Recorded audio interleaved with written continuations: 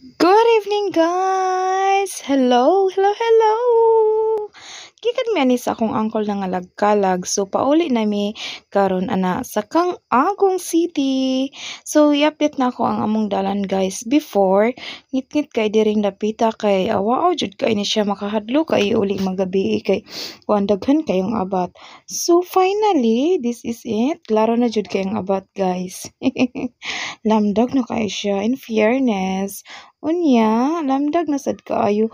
Sama sa kalamdag sa inyong relasyon. Sana all may karelasyon.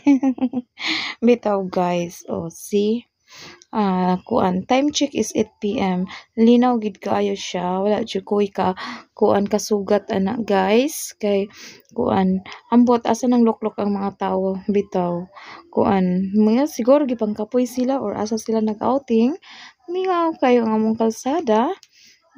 Nakoy anay isa ka motor lang nakahinagbo, isa lang sad siya palusok. I don't know asa siya paingon, maglaag sad siguro na siya. Okay, thank you for watching. Bye bye.